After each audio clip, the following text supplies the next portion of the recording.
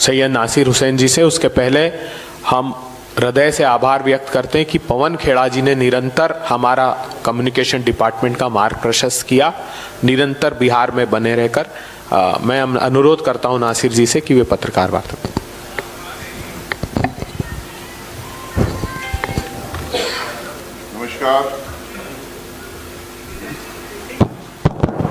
नमस्कार।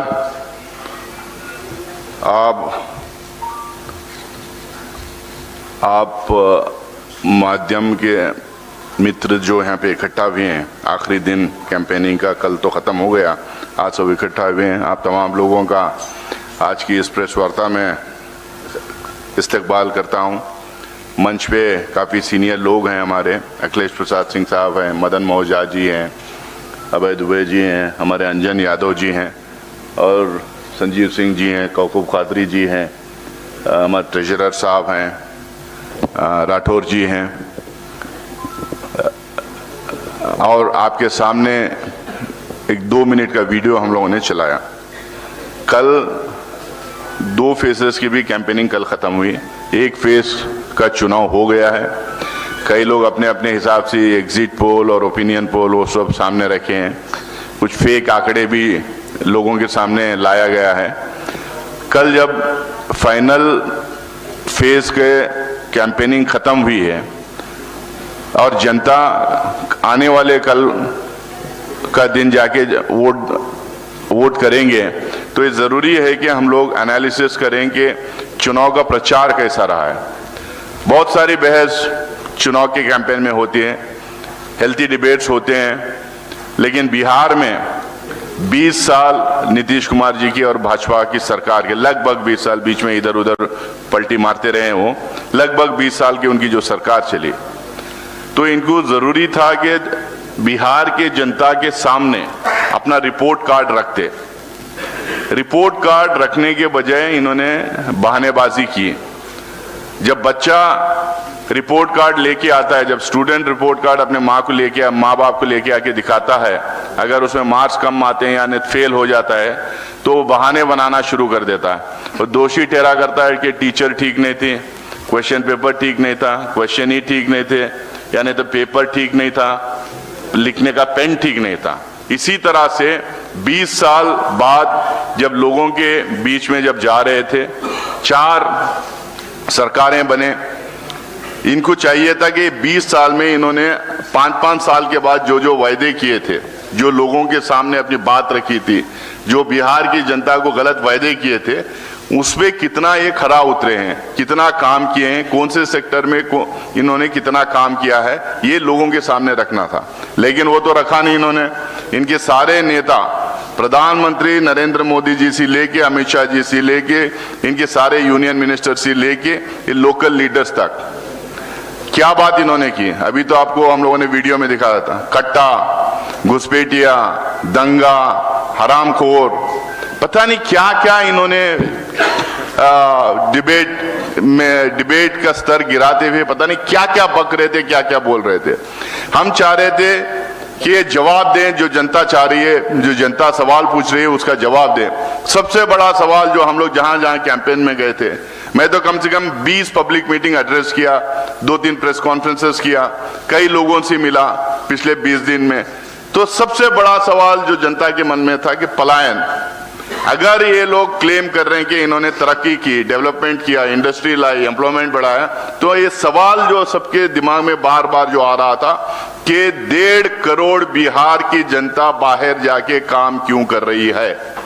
1.5 करोड़ पढ़े लिखे भी बाहर के जाके काम कर रहे हैं, जो पढ़ नहीं पाए वो भी बाहर जाके काम कर रहे हैं, जो डेली मजदूर, डेली जो लेबर दिहाड़ी पे जो काम करता है वो भी जाके बाहर काम कर रहे हैं। और बाहर जाके काम कर रहे हैं, किन परिस्थितियों में काम कर रहे हैं। मेरे यहाँ, मैं कर्नाटका से आता हूँ, कर्नाटका में बल्लारी से आता हूँ, जो माइनिंग सेक्टर है, सबसे ज्यादा माइग्रेंट लेबर वहां पे आता है। वहां पे 600-800 रुपए दिहाड़ी पे लोग काम करते हैं, लेकिन सबसे ज्यादा बिहार के लोगों को वहां पे एम्प्लॉय किया जाता है, क्योंकि वो चीप लेबर, सबसे ज्यादा चीप लेबर किसी स्टेट से आता तो बिहार से आता है। 150-200 रुपए में काम करने के लिए रेडी होते हैं, इसीलिए बिहार के लोगों को वहां पे काम पे लगाया जाता है। ह्यूमिलेशन फेस करना पड़ता है, इंसल्ट्स उनके होता है, डिग्निटी ऑफ लेबर उनका नहीं होता है, वायलेंस के केसेस में उनको फंसा देते हैं, और जो हमारे माँ बहनें जो जाके काम कर रहे हैं उनके साथ हरासमेंट होता है। तो ये सब सहते हुए भी जाके बाहर इसलिए काम कर रहे हैं क्योंकि बिहार में नौकरियां नहीं है। पिछले 20 साल में नौकरी नाम की चीज यहाँ पे आई ही नहीं है। जो उल्टा जो सैंक्शन पोजीशंस थे, जो वैकेंसीज थे, उसको भरा नहीं गया। ये कहते हैं कि जो लोग ईश्वर भी नीचे आके भरना चाहे तो जो कॉन्ट्रैक्ट बेसिस पे जो एम्प्लॉयज को लिया गया उनको परमानेंट नहीं कर सकते। यहां तक ये कहते हैं भाई हमें सरकार 5 साल में हमने सरकार में रख के देखिए, हम बताते हैं कि कैसा परमानेंट किया जा सकता है, कैसा नौकरियां दिए जा सकते हैं। ये खुद नौकरियां दे नहीं पाए, उल्टा हमसे सवाल कर रहे हैं कि आप नौकरियां कहां से पैदा करेंगे। भाई आप चले जाइए कर्नाटक, तेलंगाना, तमिलनाडु, महाराष्ट्र, पंजाब, हरियाणा, दिल्ली, जहां जहां हमारे सरकारें थे, कैसा हम लोगों ने नौकरियां निकाले, कैसा हम लोगों ने नौकरियां पैदा किए, कैसा हम लोगों ने इन्वेस्टमेंट लाया, कैसा वहां पे इंडस्ट्री फैक्ट्रीज लगाए, बड़े बड़े इंडस्ट्रीज कैसा ले, कैसा प्राइवेट सेक्टर में, गवर्नमेंट पब्लिक सेक्टर और प्राइवेट सेक्टर में दोनों में भी कैसा नौकरियां हम लोगों ने वहां पे बहाल की, तो हम बताएंगे।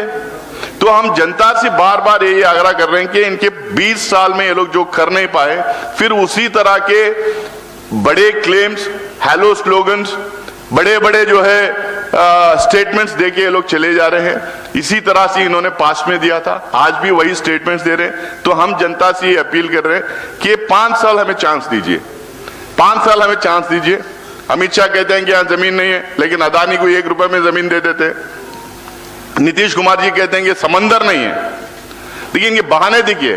जब रिपोर्ट कार्ड में 000 आ रहा है, 20 साल के रिपोर्ट कार्ड में 0 आ रहा है, तो ये कहते हैं कि समंदर नहीं इसलिए तरक्की नहीं हो सकती, जमीन नहीं है इसलिए तरक्की नहीं हो सकती। हम दिखाएंगे, हम करके दिखाएंगे समंदर, जो जिन स्टेट्स में समंदर नहीं है वहां पे तरक्की कैसा भी, और बिहार में तरक्की कैसा हो सकती है। और जहां जहां जमीन नहीं बोलते, इतनी फर्टाइल जमीन, शायद ही किसी प्रांत में, हमारे देश के किसी प्रांत में ऐसी जमीन होगी। तो ये इस तरीके की बयानबाजी बना रहे हैं। जंगल राज की ये बात करते हैं।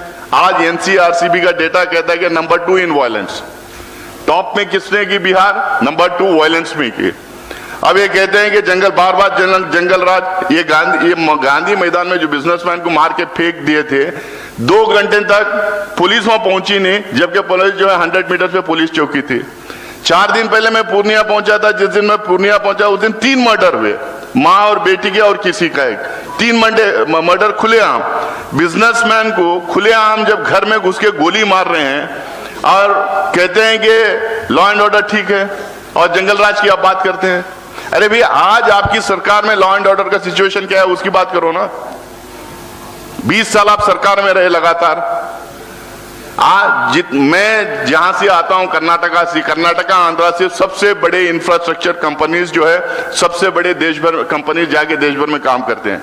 आप बताइए कितने कंपनीज जो बिहार में काम करने आए थे वो भाग गए पिछले 20 साल में, अपने इक्विपमेंट्स छोड़ के भाग गए क्योंकि लॉ एंड ऑर्डर सिचुएशन ठीक नहीं था।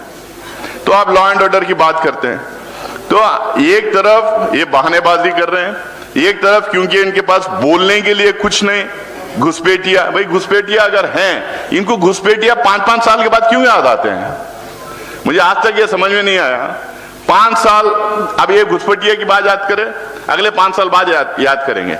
सरकार 11 साल से इनकी है केंद्र में, 20 साल से सरकार इनकी यहां पर है। कौन आपको मना किया था? किसी ने जाके बोला कि घुसपैठियों को मत निकालिए? सबसे बड़े घुसपैठिए यहाँ पे अगर कोई है, 2 लोग जो घुसपैठिए जो सरकार में बैठे हैं वो आके यहाँ पे घुसपैठ करना चाह रहे हैं, और 2 लोग जो गुजरात से आते हैं, जिनको सिर्फ हिंदुस्तान के हर प्रांत में नहीं, हिंदुस्तान के बाहर भी ले जाके बिजनेस दिलाते हैं। ये 4 लोग घुसपैठिया हैं। हर स्टेट में सरकार जहां बनती है वहां जाके लूट खरोच करने का काम ये लोग करते हैं। तो आज बिहार की जनता को तय करना है, 2 गठबंधन के बीच में टकराव है। ये टकराव सिर्फ बिहार में नहीं, पूरे देश भर में टकराव हो रहा है। हम बार बार ये कह रहे हैं, आज बिहार के लोगों को ये सवाल उठाने की जरूरत नहीं पड़ती। अगर पिछली बार थोड़ा सोच समझ के वोट किए होते और 5-7 सीट हमें आए होते तो पिछले बार ही हमारी सरकार बन जाती। लेकिन जो होना था हुआ।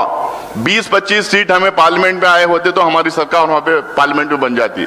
लेकिन अब क्योंकि उस टाइम पे भूल हो गई, क्योंकि कुछ इंडिपेंडेंट्स को हम वोट देने चले गए, क्योंकि हम छोटी मोटी पार्टियों को वोट देने हम चले गए, उसके चक्कर में पिछली बार यहाँ पे भी हमारी सरकार रह गई और 2024 में पार्लियामेंट इलेक्शन में भी मोदी जी को फिर दोबारा आ गए वहां पे।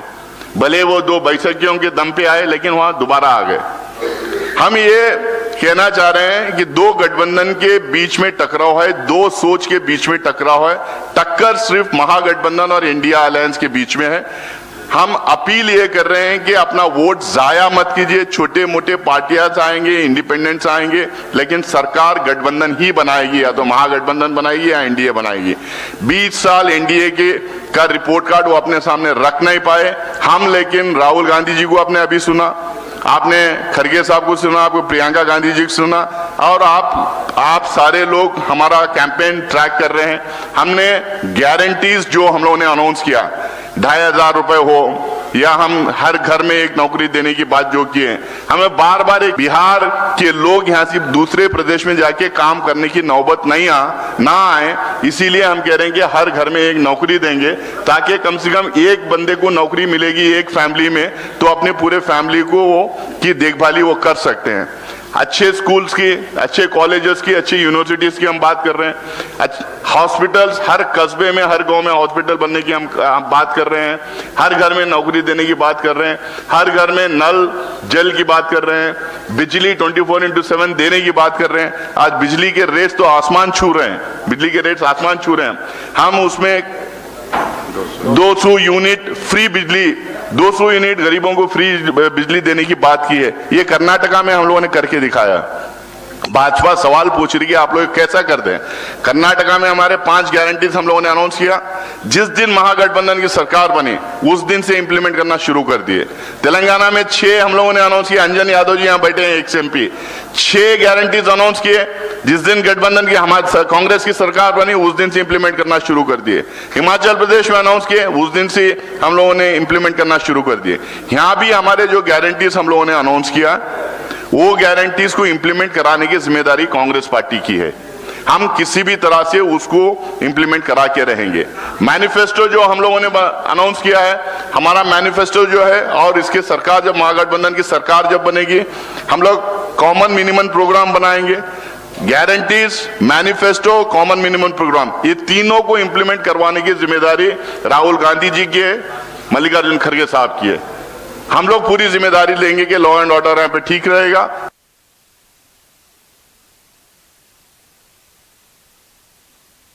और हम लोग जिम्मेदारी ले रहे हैं कि ये तीनों चीज हम लोग इंप्लीमेंट करवाएंगे। नेताओं को सुनने के लिए जिस तरह से वो सवाल पूछ रहे थे मौजूदा सरकार के लीडरों को, वो जवाब जो दे नहीं पा रहे थे, ये सब आपके सामने है। फिर से एक बार हम चाहते हैं बिहार के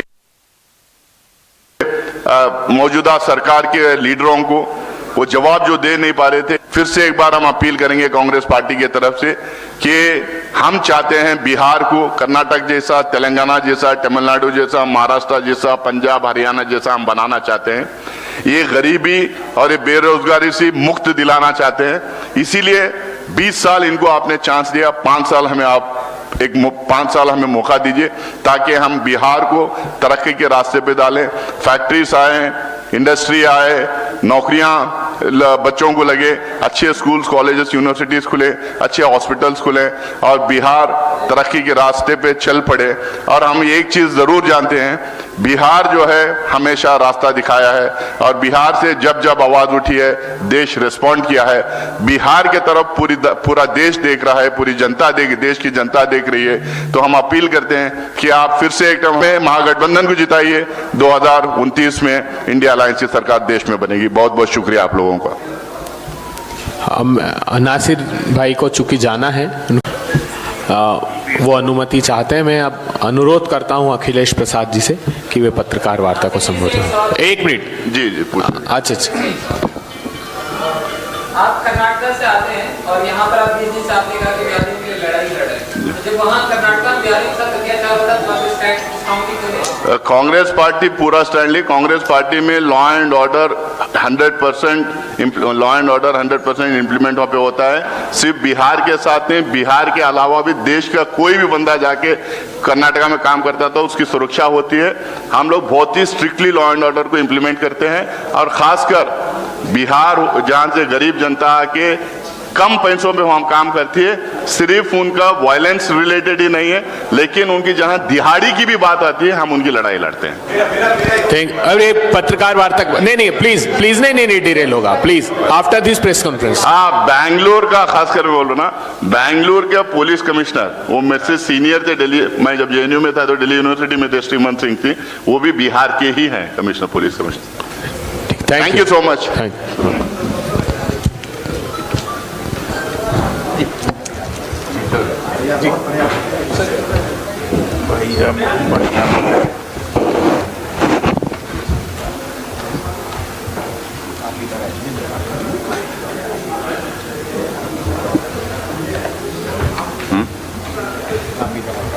अनुपम भाई आप इधर आइए।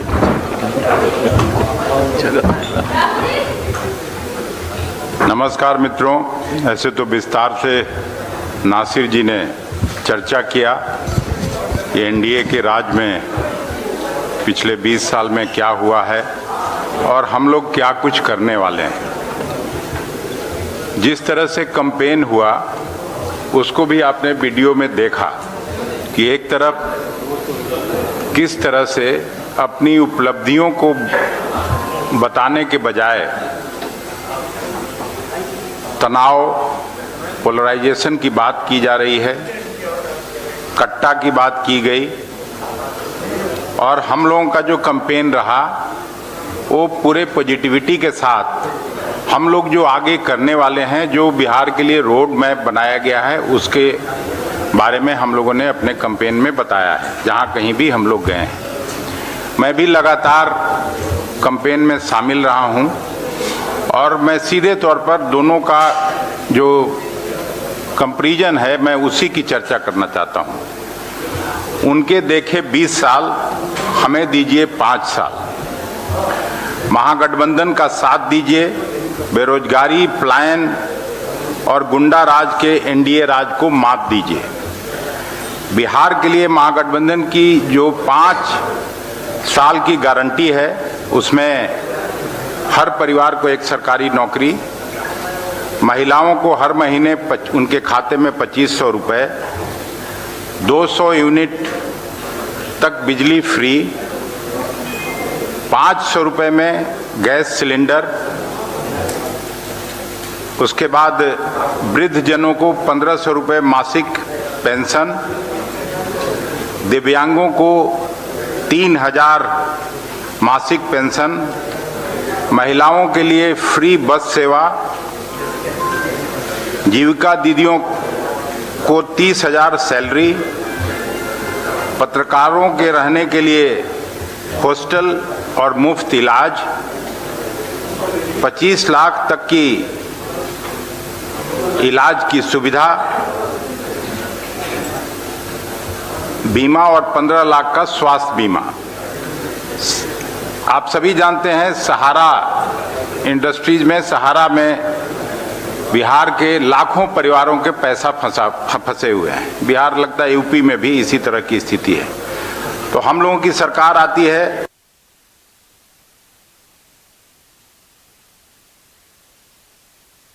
तो इसके लिए SIT का गठन करेंगे और उनका पैसा वापस कर।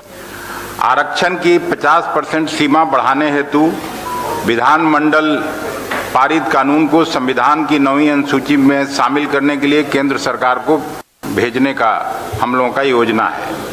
अत्यंत पिछड़ा वर्ग तथा आर्थिक रूप से कमजोर वर्गों का आरक्षण 20% से बढ़ाकर 30%, अनुसूचित जाति SC का 16% से 20% और अनुसूचित जनजाति ट्राइबल लोगों का 1% से 2% किया जाएगा।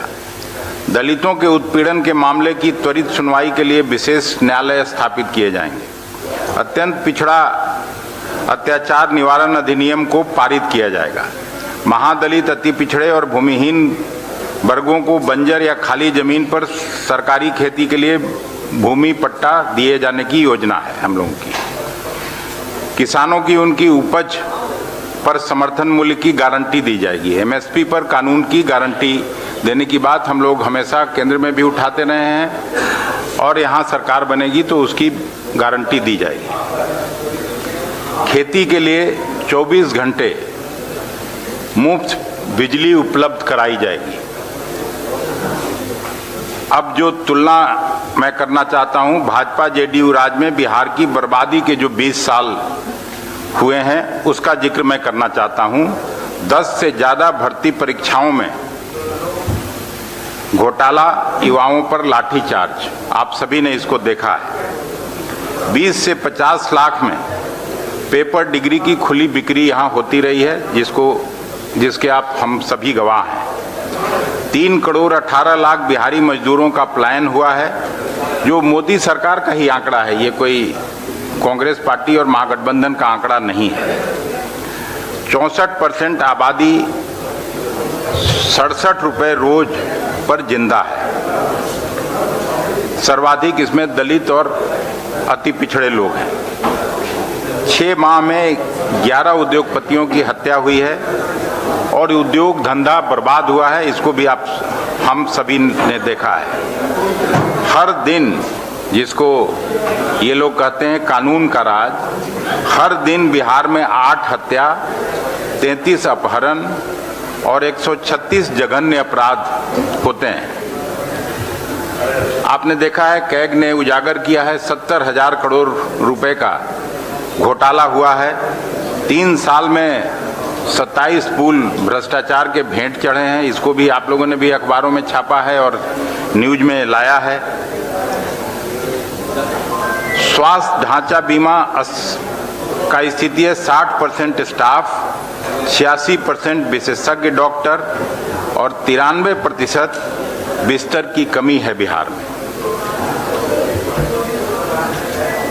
गंगा प्रदूषित, 13 में से सिर्फ 7 ट्रीटमेंट प्लांट इनका चालू है। जहरीली शराब से 190 से ज़्यादा मौतें हुई हैं और ऐसे तो यहाँ शराबबंदी है, कहा जाता है कि शराबबंदी लागू है, लेकिन शराबबंदी के नाम पर जो एक पैरेलल इकोनॉमी खड़ा किया गया है उससे भी आप वाकिफ हैं। अवैध धंधा जो हो रहा है उससे भी आप वाकिफ हैं। स्कूलों में बदहाली, 25% ड्रॉप आउट, 1,16,000 स्कूलों में बिजली नहीं है। उच्च शिक्षा में लगातार गिरावट जारी है। GER 17.1%, 1 लाख आबादी पर सिर्फ 7 कॉलेज हैं। किसानों को धोखा, 3980 करोड़ स्वीकृत, लेकिन खर्च केवल 915 करोड़ हुआ है। बेटियों को कर्ज और माफिया राज की सौगात। मनरेगा में फर्जी हाजिरी और भुगतान घोटाला, ये भी सब आया है, आप लोगों ने देखा होगा। 1000 करोड़ का सृजन घोटाला, वो भी पूरा बिहार ने देखा है। 1 रुपए में अदानी को अभी हाल ही में 1000 एकड़ जमीन उपलब्ध कराई है बिहार सरकार ने, और दूसरी तरफ हजारों बार आपने मुख्यमंत्री को कहते हुए सुना होगा कि यहाँ तो लैंड लॉक्ड स्टेट है, समुद्र नहीं है, इसलिए बिहार में इंडस्ट्रीज नहीं लगती है। जबकि पहली पंचवर्षीय योजना, दूसरी पंचवर्षीय योजना तक जब जो कांग्रेस की सरकार थी उसमें पब्लिक सेक्टर इन्वेस्टमेंट सबसे ज़्यादा हुआ। शायद ही एक आध स्टेट देश में हो जिसमें बिहार से ज़्यादा इन्वेस्टमेंट हुआ हो, और उसी में HEC बोकारो का स्टील प्लांट, स्टील कारखाना, सिंदरी में खाद कारखाना और बरौनी में तेल शोधक कारखाना, बरौनी में भी खाद कारखाना, ये सब लगे थे और हम लोग देखते रहे हैं। उसी में लगभग हर जिले में शुगर की फैक्ट्रियां चालू हुई थीं और शुगर के मामले में 27% शुगर अकेले बिहार नेशनल किटी को देने का काम करता था, जो अब घट के 2% से भी नीचे चला गया और केवल एक ही 2 गिने चुने चंपारण में शुगर फैक्ट्री चल रहा है, नहीं तो बाकी सभी शुगर फैक्ट्री पूरे बिहार में बंद है। 50,000 आंगनवाड़ी केंद्रों की मशीनें बंद हैं। 4200 लोक सेवकों पर भ्रष्टाचार के मुकदमे हैं और ये केवल खर्चा पानी का सरकार इसको अगर कहा जाए तो कोई अतिशयोक्ति नहीं होगी। हर जगह लाल फीताशाही, ब्यूरोक्रेसी इस तरह की, जिसका जिक्र नासिर जी ने भी अभी किया। यहीं गोपाल खेमका की हत्या हुई, 130 से ज़्यादा हत्या 9 महीने में केवल स्टेट कैपिटल में हुआ। गोपाल खेमका के हत्या के पहले 4 साल पहले हम मदन मोहन झा जी और कांग्रेस के कई साथी, उनके जब बेटे की भी हत्या हुई थी तब भी हम लोग उनके घर गए थे। और यहाँ से 50 गज की दूरी भी नहीं है कलेक्टर साहब का घर और 50 गज की दूरी भी नहीं है एसपी साहब का घर। तो ये तो सीधा जिस तरह का गुंडा राज है। और अगर पूरे उनके कार्यकाल को देखिएगा, 17-18 साल नीतीश जी का और 2 साल और अपने उनके एक सहयोगी के द्वारा जो राजपाट रहा, उसमें 54,000 से ज़्यादा हत्याएं हुई हैं। और फिर भी ये कानून का राज इसको कहते हैं। लालू जी की राज की बात करते हैं 20 साल पहले वाला, तो 20 साल